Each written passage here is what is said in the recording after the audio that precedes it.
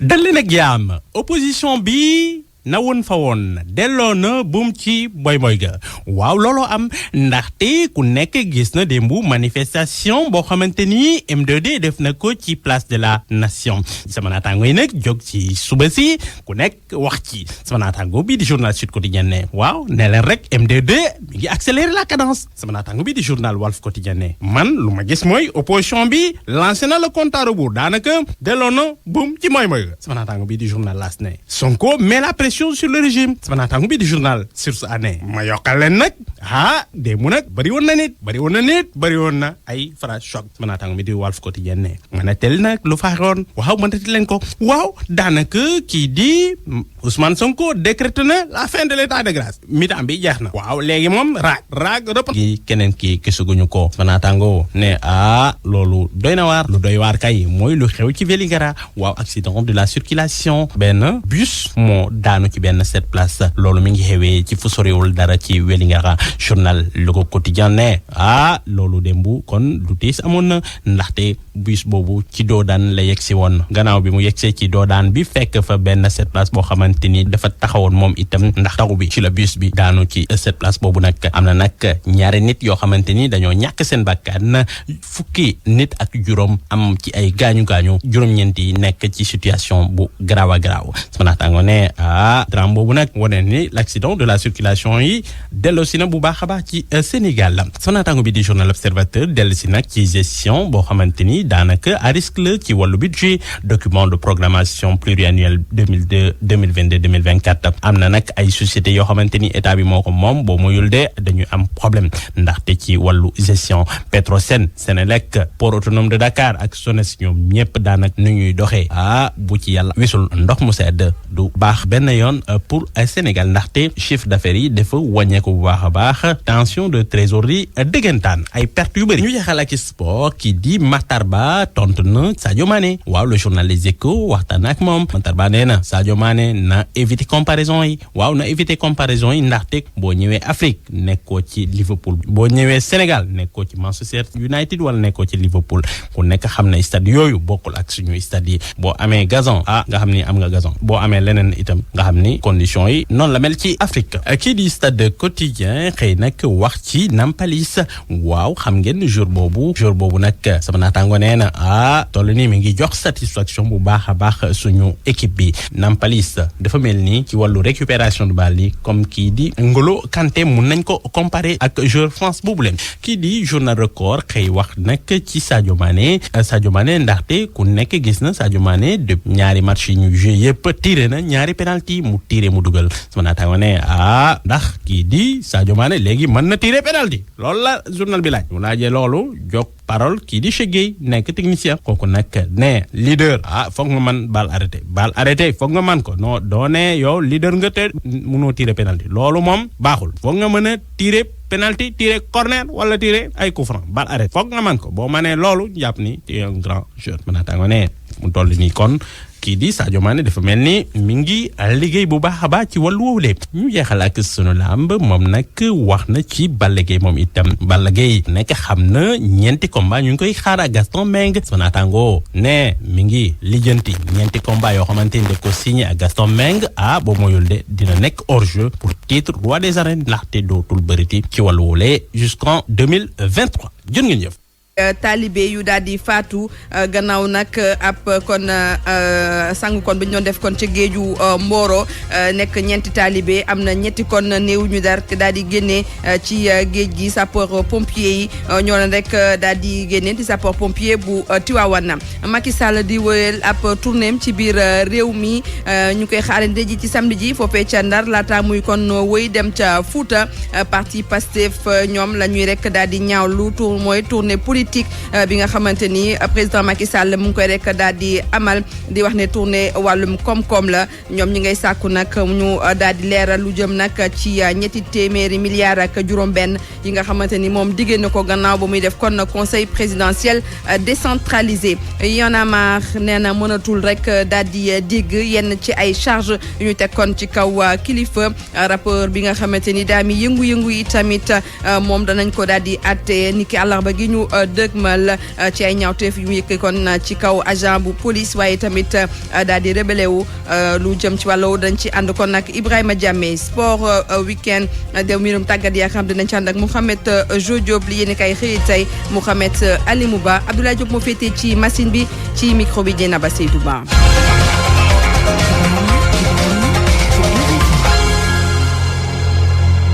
di leen dalal ak jàmm ci xibaaru suba si fii ci rajo Futur Média daal di koy doore ak li doy waar li xew kon ca Mboro ni ki démb ci diwaanu Thiès ñeenti taalibe ñoo daal di kon faatu dañoo rek daal di lap ñett nag ci néew yi sapeur pompier bu Tiwaawan daanaka génnee na leen ci ndox mi taalibe yi nag ñu ngi doon jàngee ci benn daara bu nekk foofee ca Mboro Cheikh Anta Diop. ñeenti taalibe ñoom ñoo lap ba ñàkk seen bakkan ca Mboro bëna taalibe yi dañoo jóge woon seen daara di kër ma Samba Sulde nekk ca Mboro demoon nag ci géej doon féexlu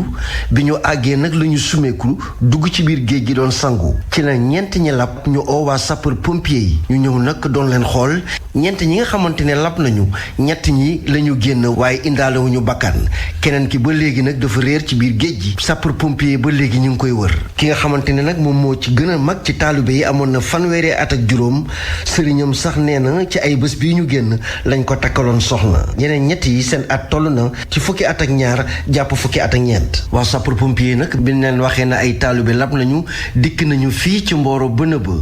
wër ba sonn doog leen a génne jamono yi sax ñett ñi jamono yi yóbbu nañ leen ci morgue hôpital Mame Abdou Aziz Sy Dabakh bu Tivaouane bi ñu déggee xew-xew bi daanaka askan yu Mboro ñëpp fëx dem ci tefes gi di bënoo ba maire dëkk bi di Moussa Ndiaye ak ndawal buur yi daanaka ñoom ñëpp dikkoon ñoom nag gën nañoo ñaax ndaw ñi ñu moytu waax yi nga xamante ne moom moo nekk bënoo ba ndaxte foofu nee nañu zone bu dangereux la kenn waru faa sangu la ñuy nemmeeku nag saa su nekk ay ndaw ñoo xamante ne dañu fay lapp RFM Thiès Cheikh Anta Diop. Cheikh Anta Diop di la gërëm bu baax a baax leneen lu doy waar lu ñu rek daal di gis mooy tamit benn néew soxna foofee ci quartier ginnaaw raay bu Mbour ci biir néegam lañu ko fekk kon mu daal di faatu bu ñu sukkandikoo kon ci ay kon xibaar yu tukkee ci suñu ndaw ba ñu toogal foofee ca Mbour nee na nag ka faatu nee nañu dafa rek daal di am ab gan ab góor la woon nag ba mu duggee ci néeg bi ba génn la rek ay dëkkandoom ñoo fekk ko kon mu daal di faatu ci biir néeg bi police nag ubbi na ab l'enquête moom Abdourahmane Diallo danañ ko rek daal di toppal 8h jot na ba teg ñeenti simili. RFM. xibaar yi ci RFM. président Macky Sall ma ngay wéyal tournée bu muy amal ci biir réew mi kon mañ koy xaarandi kon tey ji nag ci samedi ji foofee ca Ndar laata muy dem kon ca Fouta foofee sax ca Ndar kilifa ya nekk ca Pastef ña ngay rek daal di ñaawlu bu baax a baax lu jëm nag ci tournée bi nga xamante ni président Macky Sall dafay rek daal di mubboo wàllum koom-koom waaye politique moo ko rek tax a jóg ña farandoog waa Pastef ñoom nag nee nañu tey ji la gën a rek taxaw mooy ñu daal di lijjanti leen ci ay jafe-jafe yi nga xamante ni Ndar am na ko bokk na ca nag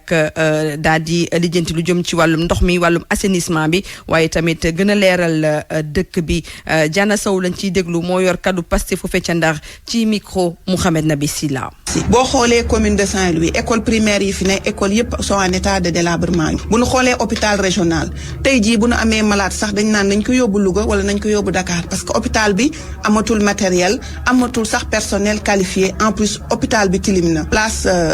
Bayandar bañ ko encercler ba léegi pour defar ka travaux yi mënul fexe ba pare te ñoom dañ ñu woon juin la ñuy livrer l'espace mais jusqu'à présent rien n'a été fait dragage ak balisage brèche su Saint-Louis bi brèche bi depuis 2015 waxoon nañ ne travaux yi dinañ commencer mais jusqu'en 2021 taf yëngal la ñuy def dara commencé wu fi électrification bi du partout moo am éclairage public campagne bi président di def visite économique du visite économique mais campagne déguisée la parce que Ndar amul benn inauguration amul benn infrastructure ni édifice bi nga xam ni président dina ko inaugurer donc loolu rek day wane seen télé. Diarra Sow kon moo yor kaddu Pastef foofee ca Ndar di gërëm Mouhamed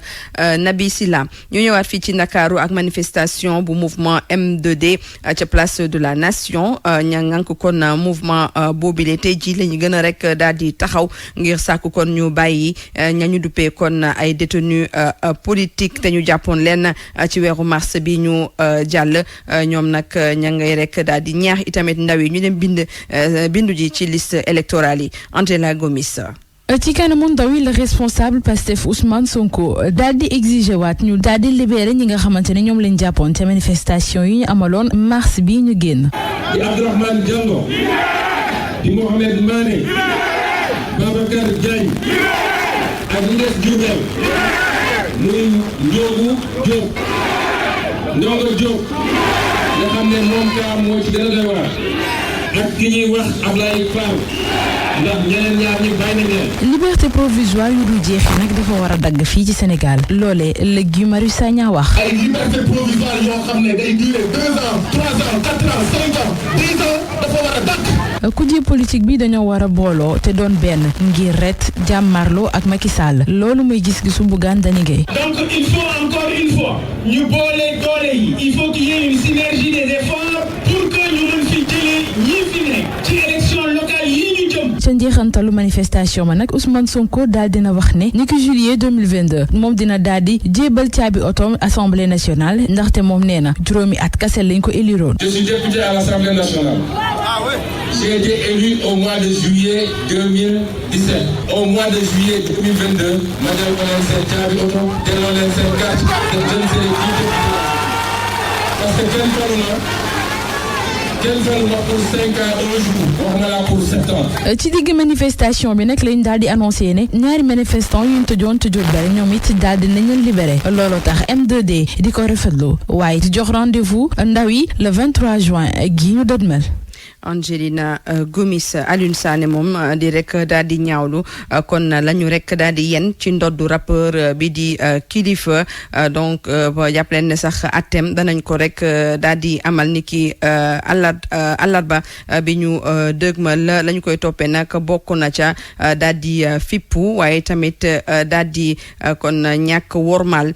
ku solab tenue coordonnateur bu Y'en a marre nee na tey jii nag la ñu gën a taxaw ngir ñaawlu li ni mel waaye ñoom it la ñuy gën a ñaawlu mooy lu jëm ci wàllum politique bi ñu dugal ci administration territoriale Ibrahima Diamé. ginnaaw ñaari guddi yi mu fanaan ci commissariat Kilifeu kon daal dinay am liberté provisoire après bi nga xam ne kon ki di procureur déglu na ko ñaari yoon booru 17h la daal di génn tribunal bu Kaolack waaye nag ki di coordonnateur mouvement Y'en a marre di Alioune Sané di mettitlu tuuma yi ñu teg ci ndoddam. gis ngeen kaddu yi mu amoon biñ koy jàpp mu ngi naan policier bi mais vous êtes nos frères.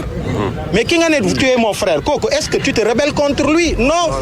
mu ne leen vous êtes nos frères vous ne devez pas nous gazer vous ne devez pas nous charger vous êtes nos frères vous n'êtes pas nos ennemis noonu la ko waxee dem leen ngeen xoolaat vidéo bi ñu jàpp ko ak 40 autres ñu bàyyi 40 yi ñu téye ko fa. muy Ousmane Sonko muy Malick Gakou ak yeneen responsable politique ñëwoon nañ tey ci suba ci tribunal bi le ngir kon jàppale ki di Kilifeu ñaawlu bu baax a baax ni préfet bu Kaolack doxalee coordonnateur Y'en a marre dal na itam ci kaw préfet bu Kaolack. ndax fii il paraît que à Kaolack dañ fi am benn préfet boo xamante ni il est aux ordres de la politique dafa jàpp ni fii Kaolack amul benn voix discordante amul benn citoyen bi nga xamante ni lu ko naqari war na mën a génn de façon pacifique mu ñaxtu ko pour que nguur gi mu mun ko saafaraal loolu nag ñu jàpp ni du dëgg du yoon. Kilifeu nag week-end bi le këram la koy fanaani waaye nag daañu ko atte àllarba bi di ñëw fii ci tribunal bu Kaolack kii di nag avocat di maître Malick Diouf ni rafetlu na bu baax a baax liberté provisoire bi mu am Ibrahima Diamé Kaolack rajo Futurs Médias.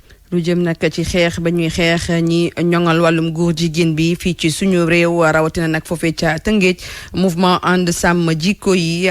kon daal di sàkku ñu daal di dàq inspecteur d'académie bi ak directeur bu centre régional formation des personnels mu éducation bu Ndakaaru waaye tamit daal di teggi daan professeur anglais bi nga xamante ni moom moo rek daal di tànn sujet bi ñoŋal kon wàllum góor jigéen fii ci suñu réew ña bokk kon ca mouvement ànd sàmm jikko yi danañu kon amal nañ kon ca Tëngéej ab rassemblement Moussa Diallo lañ ciy déglu kenn ci ñoom ci micro Abdou Diouf Diagne. Tëngéej gii dafa doon dëkku cosaan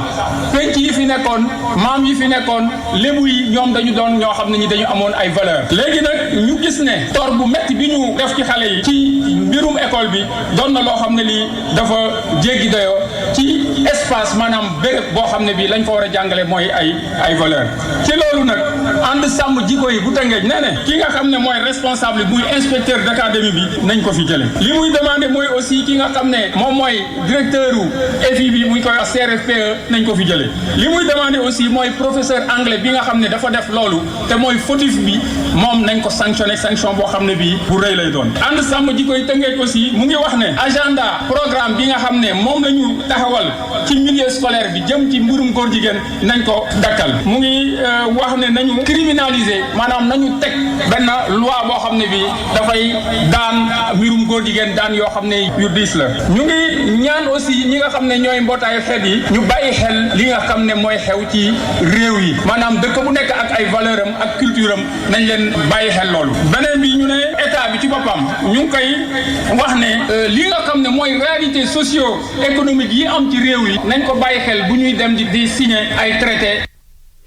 gannaaw bi 8h jotee ba teg fukki simili ak ñaar ñu ñëw nag ci meru Paskan ba yeewoo ci gox ba ñu duppee Cabar Sadio Mbaye Ndiaye ñoom nag ñu ngi doon manifester ngir rek daal di sàkk ñu indi leen ndox nga xamante ne ndox mu ñu mën a naan la di ndox mu laab ci seen diwaan ñoom nag nee nañu sonn nañu tay nañu damm nañu itamit ci yenn ci ay digge yi nga xamante ni bu élection kon tàmbalee rek lañ koy daal di jibal rawatina nag ci ñi ngànk wàllum politique Richard Toll Mamadou Diagne. ay morceau yu xonq yu ñu takk ci seeni bopp ay bouteilles yu 20 litres ci seeni loxo ñi ngi fii ci Cabar Sadio Mbaye Ndiaye mu nekk gox boo xam ne robinet yi mësuñu fee toq askan wi yeewoo ci gox bi li nekk fii ci biir Richard Toll ci jafe-jafe rek la ñu dëkk ngir jot ci ndox mi lii nekk mbir moo xam ne ñetti at a ngi lee askan wi lay di ko dund Oumar Ba ak Pape Mbo ci dëkk ci gox bi lee ça fait 3 ans amuñu dara ndox suñu jigéen ñi sonn nañ suñu jigéen yéenu nañ ba ci amatuñ karaw dañ lay jëndal ay mees sax mënuñu yokk ay bopp kese léegi nag suñu maire bi moom xam naa ne moom ñun neexatuñ ko mais léegi ñun ñoo tàllal suñu loxo ku ñu mën a jàppale ñu am ndox ñu jàppale la ndox rek lañ bëgg xoolal suñu jigéen ñu xool leen ñu ngi nii ñii sonn nañ ñii dee nañ ma ne maire bi ba mu fi ñëwee ba muy def campagne fii la taxaw fii lañ ko tertu buntu kër jaw dégg nga ko kenn waxut moom moo njëkk a wax mu ne xam naa seen soxla bu leen wax ndox ak courant ngeen bëgg bu soobee yàlla da ngeen ko am ana ndox mi ana courant mu dëkk si gox bi lee si atum 2008 Fatou Ndiaye nëbbul naqaram te di xam ne ni du jiñ njaak waa CNO ñooy njaak ndax jafe-jafe yëpp ñoom ñoo ko waral topp nañ ba sonn corona bi laa dajeeg monsieur le maire sama ma ni ko ñun sonn nañ monsieur le maire ndax ku ñu dimbale rek lañu bëgg mun ma lan mooy seen problème ma ni ko ndox mu ne ma jox ma sa numéro ma jox ko sama numéro sa ëllëg sa mu woo ma boole ma ak benn agent bu ñuy wax Thiam dama jaar si digg bi ku nekk CNO waa ji ñëw woo ma téléphone ni ma foo ne ma wax ko ma won ko mbedd mi mun ma waaw gis naa ma toogaat diir dellu woowaat waa ji mun ma fàttewu ma la ma dellu woowaat ko mu ni ma dafa am benn pièce bu ñu leen war a defal boobaak léegi déggatul leen gisatul leen boobaak léegi ëpp na ñaari at gis nga maire bii lo 100 et quelques mille la fay robinet kese lañ ko defal ma nga ne si këram askan wi lee di naqarlu taxawaayu autorité locale yi si seen jafe-jafe bi lee ñoom ñi lee ñi nga xam leen ni dàquñu sanctionné équipe municipale bi nga xam ne moo fi nekk élection locale yi ñu jëm bu fekkee ni seen jafe-jafe bi lee indi wuñu si ay saafara Mamadou Diagne ñi fii si Richard Toll ngir rajo Futur Média di la ci jaajëfal bu baax a baax ku moyul nag askan wi ñu ci gën a bari duñu xuloog maçon la ko waral nag mooy njëgub fer bi dafa rek daal di yokkati ci jamono ji nga xamante ni kon daal di tabax tamit nekk na ab jafe-jafe ci suñu réew waaye yokkute googu nag ñu ci gën a bari ci entrepreneur yi waaye tamit ci ñenn ñi nga xamante ni dañuy rek daal di tabax seen kër mbir mi métti na leen loolu reportage Ndeye Mour Sembène. jaay man moo tax xaw ma lu ma jël. oto yi amul beneen quincaillerie. am na si kanam. gannaaw ba ñu duggee si ñaar si ay quincaillerie di wër ku jaay fer ñu gis kenn waaye moom gérant bi dafa bañ àddu. bu ñu di revendeur nekk suñu avantage parce que gars yi chaque jour nga nekk di ci gaz di nekk di wax donc boo ci naree nekk naan dafa jógee fii yegg na fii mooy loolu ñu dox tuuti gis benn kër bu ñuy tabax entrepreneur bi ñu ngi ko fekk ci 2e étage bi moom nag mu ngi xamal ni métti rek la ñuy dundee ak yokkute prix fer yi. prix fer yi moom wax dëgg yàlla yokkuteem dañuy sonal d'une part parce que day doon loo xamante ni wax dëgg yàlla da ngay tawla dañ ko sóoraale gaa mais day doon loo xamante ni léeg-léeg day xaw a diis trop parce que ñun nu ñuy engagé marché par rapport ak le propriétaire c'est vrai que ne danañ ko defal devis danoon def benn évaluation pour des fois variation prix pour matériaux yi mais buñ su foqalee tamit dañuy ragal perdre marché bi moo tax dañuy peser le juste milieu pour ñu mën ci kii léeg-léeg nag prix am na nu muy ñëwee nu muy yokkoo ñun ñu koy tabax te engagé aussi loolu ba pare xas joxe sunu carte joxe sunu signé sunu contrat day metti trop on est obligé de endosser ça dañuy obligé supporter. prix fer yooyee dafa jógee ci 48 000 dem ci 58 000 ci xayma yokk bi toll na ci ñaari junni ci suñuy koppar mu nekk nag loo xamante ni entrepreneur yi ak ñi nga xam ni sax ñoo moom kër yi di ko ñaawlu. ñu ñëw nag ci lu ñeel mbirum Yaya Jammeh ndaxte jàppale ne lu toll kon ci junni ak ñaar téeméeri nit ñoom ñoo daal di loru ci kon Yaya Jammeh ba mu toogee kon ci bopp réew mi bokk na ci ay victimes yi nga xamante ni dañoo rek daal di caxat-caxatee seen ak yelleefu doomu aadama ci wàllu woowu nag lu ëpp ñaari téeméer lañu rek daal di faat loolu nag wuute ak ñi nga xamante ni daanaka ñoom identifié wuñu leen loolu nag la Baba Aïdara daal di xamle ne nag ña yor wàllum bànqaas ci wàllum atte ci biti réew ñoo war a rek daal di yëngu ci mbir mi Mamastukana. junneet ñaar téeméeri victime lañu enregistré lu ëpp ñaari téeméer ki fi nekkoon njiitum réewum Gambie di Yaya Jammeh faat leen am na sax ñoo xamante ni kenn gisu leen bu nu sukkandikoo ci Baba Aïdara nekk membre conseil d'administration centre gambien bi xeex ak yelleefu doomi aadama moom muy wax rek ne bile centre dañ koo teg ngir jàppale ñi nga xamante ni ñoo des ci victime yooyu ñu gën a mën a siggi. commission bi victime enregistré ñoo xam ne fàttuwoon leen waaw ñu ngi dund ba léegi victime yooyu la ñuy liggéeyal di leen dimbale ci yu bare ci ni ñuy amee justice ci ni ñuy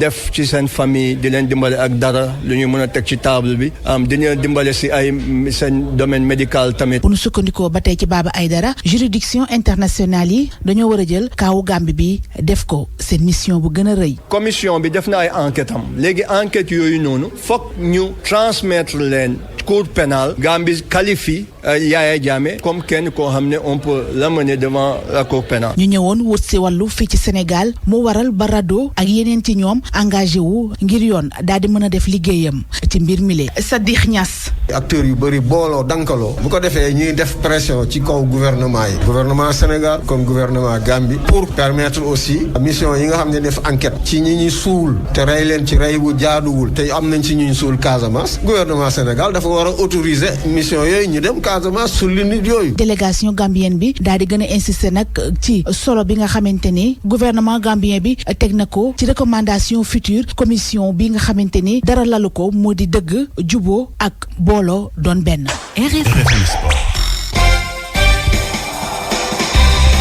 xibaaru tàggat yaram gannaaw ba 8h jotee ba teg fukki simili ak juróom ñeent ñu ci dalal Mouhamed Diop. dal leen jàmm ci xibaaru tàggat yaram yi dañ koy tàmbale ak Euro 2020 Squadra Azzurra am na ndam ci ubbite gi gannaaw bi nga xamee ne daan na Turquie ñetti bal ci dara match bi nga xamee ne mu ngi doon am ci Stadio Olimpico bu Rome muy antam boo xam ne baax na lool ci goney Roberto Mancini yi ñu déglu compte rendu Youssouf Bodian. bii bu rëy bi Insigne dugal ak tànk càmmoñam ci 79 minutes de jeu tax ba Italie daal di jeexal bu baax domination ci ñetti but ci dara. bii sax mooy guléet Italie daal di dugal lu ëpp ñaari but ci match phase finale bu Euro waaye ngeen mu yegsi ci résultat bi Squadra Azzurra xaar na lu bëree bëri ci match bi di match bu tëjoon lool ci mi-temps bu njëkk ba fukki tir ak ñeent pour italiens yi ñu cadré ñett Turquie moom amu ci benn tir waaye défense turque bi mujjee daanu ci 53e minute but contre son camp la kii di Demiral dugal ci ay caaxam Immobile daal di dugal ñaari but italien yi ci 66e minute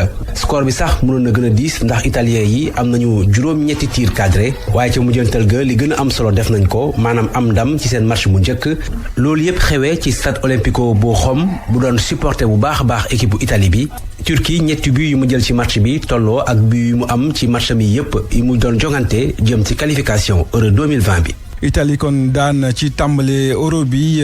Turquie 2-0 ni ki tey ci samedi bi la ñuy amal ñaareelu bëccëgu Euro 2020 bi ci fi nga xam ne mooy Bakou ca Azerbaïdjan bu benn waxtu jotee Pays de Galles di dalal Suisse 16h Danemark Finlande ca Copenhague ci 19h bu jotee muy juróom-ñaari waxtu Russie di janook Belgique ca Saint-Pétersbourg ñu fàttali ne Euro bi moo ngi am ci fukki dëkk ak benn ci biir Europe loolu nag di am ci fukki fan ak benn ci weeru juin jàpp fukki fan ak benn ci weeru juillet ngeen mun a déglu ak seetaan match yëpp ci rajo Futur Média ak télévision Futur Média football ba tey ak li nga xam ne moom mooy ay match amicaux diggante RDC ak Mali ci àjjuma ji la doon benn bal la ku ne dugal sa morom match baa ngi doon am fële ca Tunisie boobu dalal ci àjjuma ji ba tey Algérie mu daan ko 2-0 ay but yoo xam ne Bounedjah ak Mahrez ñoom ñoo ko tugal Algérie am record boo xam ne signé na ko gannaaw bi nga xamee ne kon match bi tax na mu toog 20 match ak juróom-ñaar ci ay jongante yoo xam ne amul benn lajj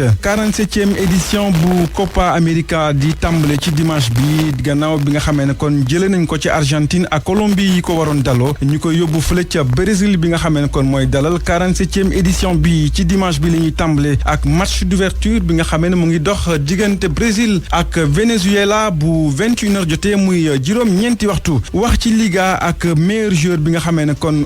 Jan Oblak bu Atlético Madrid moom lañ ko tabb gardien de but bi devancé ki nga xamee ne mooy Lionel Messi ak Luis Suarez jamono ji kon moom mooy meilleur joueur bu Liga bu Espagne moom nag Oblak gardien bu xereñ la ndax jongante na 30 match ak juróom-ñett ci biir saison bi am ci fukki clean sheet ak juróom-ñett maanaam ay match yoo xam ne jongante na ko te encaissé wu ci benn but ci réew mi la ñuy dëkk ak Ligue 1 sénégalaise football ba tey ak samedi bi benn match au programme ca stade Amadou Barry bu juróom-ñaari waxtu jotee diggante NGB ak Génération Foot jeexal ak handball Coupe d'Afrique des Nations 24e édition ca Cameroun lay am diggante juróom-ñetti fan ci weeru juin jàpp fukki fan ak juróom-ñett ci weeru juin gaynde yu jigéen yi am seen ñaareelu ndam ci àjjuma ji gannaaw bi nga xamee ne kon daan nañ Guinée Conakry fanweeri bal ak ñaar ci ñaar fukk mi-temps bi ñu ngi mëne woon fukki bal ak juróom benn ci fukk ak benn ñu déglu Frédéric Bourgeon bi nga xamee ne mooy entraîneur bu gaynde yu jigéen yu handball gannaaw bi nga xamee ne kon ñoom goneem yi am nañ ndam lu yaatu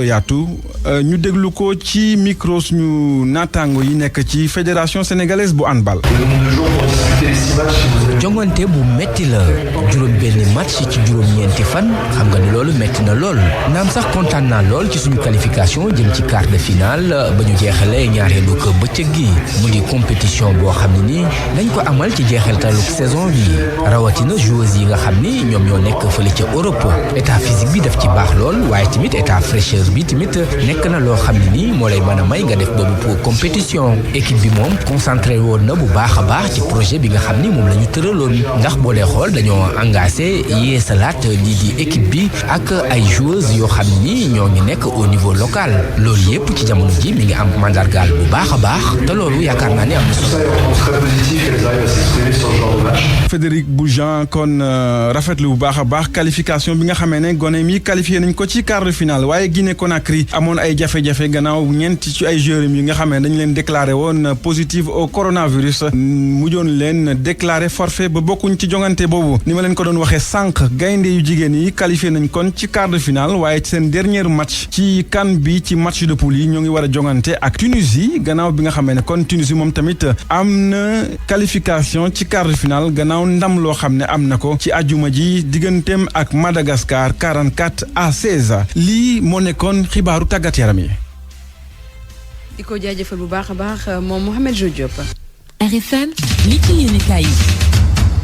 NCA assurance santé famille wéer-wéerle Samona Marseille Créole Kenkeyri AAD Abdou Alima Diop seen gamo Palia ak journée soxnay Touba ca kanam bi am le 12 juin ca CICES ñoo leen di may li ci yéenekaay yi. ñu ànd ceeg Mohamed Salimou Ba. dal leen ak jàmm opposition bi na woon fa woon delloo na buum ci boy ga waaw looloo am ndaxte ku nekk gis na démb manifestation boo xamante ni M2D def na ko ci place de la nation sama naataango yi nag jóg ci suba si ku nekk wax ci sama naataango bii di journal Sud Quotidien ne waaw ne leen rek M2D mi ngi accélérer la cadence sama naataango bii di journal Walf Quotidien ne man lu ma gis mooy opposition bi lancé na le compte à rebours daanaka delloo na buum ci mooy sama naataango bii di journal L'As ne Sonko met la pression sur le régime sama naataango bii di journal Source A ne ma yokkal leen nag démb nag bëri woon na ay phrase choc sama naataango bii di Walf Quotidien ne ma ne tel nag lu faaxoon waaw mënati leen ko waaw daanaka kii di Ousmane Sonko décrété na la fin de l'état de grâce mi-temps bi jeex na waaw léegi moom raag reprendre na sama naataango bii di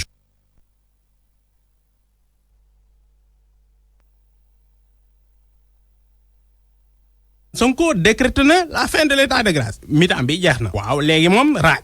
reprendre na sama naataango bi di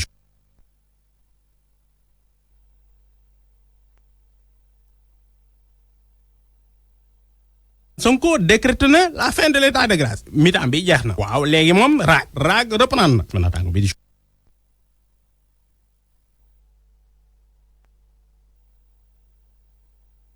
Sonko décrété na la fin de l'état de grâce mi-temps bi jeex na waaw léegi moom raag reprendre na sama naataango bi di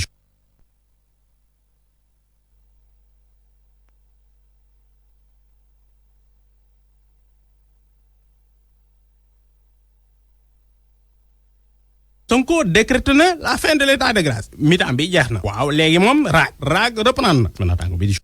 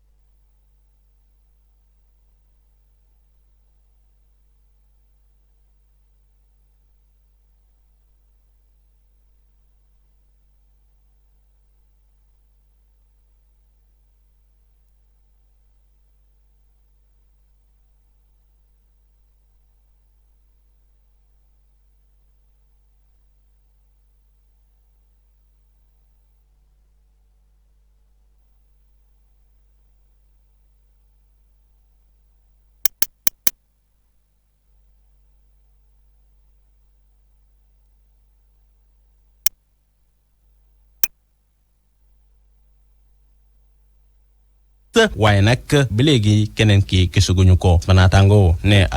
loolu doy na waar lu doy waar kay mooy lu xew ci Vélingara waaw accident de la circulation benn bus moo daanu ci benn cette place loolu mi ngi xewee ci fu soriwul dara ci Vélingara journal Le Quotidien ne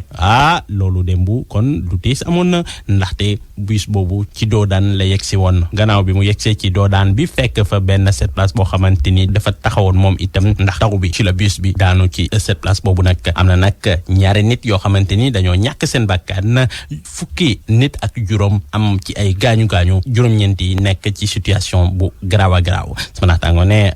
drame boobu nag wane ni l'accident de la circulation yi delloosi na bu baax a baax ci Sénégal sama naataango bi di journal Observateur dellusi nag ci gestion boo xamante ni ni daanaka à risque la ci wàllu budget document de programmation pluriannuelle 2022-2024 am na nag ay sociétés yoo xamante ni état bi moo ko moom boo moyul de dañuy am problème ndaxte ci wàllu gestion Petrosen Senelec port autonome de Dakar ak SONES ñoom ñëpp daanaka nu ñuy doxee bu ci yàlla wisul ndox mu sedd du baax benn yoon pour Sénégal ndaxte chiffre d'affaires yi dafa wàññeeku bu baax a baax tension de trésorerie dëggantaan ay perte yu bëri ñu jeexal ak sport ki di Matar Ba tontu na Sadio Mané waaw le journal Les Échos waxtaan ak moom Matar Ba nee na Sadio Mané na éviter comparaison yi waaw na éviter comparaison yi ndaxte boo ñëwee Afrique nekkoo ci Liverpool boo ñëwee Sénégal nekkoo ci Manchester United wala nekkoo ci Liverpool ku nekk xam na stade yooyu bokkul ak suñu stade yi boo amee gazon nga xam ni am nga gazon boo amee leneen itam nga xam ni conditions yi noonu la mel ci Afrique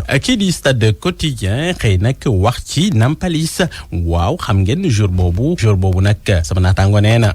toll nii mi ngi jox satisfaction bu baax a baax suñu équipe bi Nampalis dafa mel ni ci wàllu récupération de balle yi comme kii di N'Golo Kanté mun nañ ko comparer ak joueur France boobu leen kii di journal Record xëy wax nag ci Sadio Mané ndaxte ku nekk gis na Sadio Mané de ñaari match yi ñu joué yëpp tiré na ñaari penalty mu tiré mu dugal sama naataango ne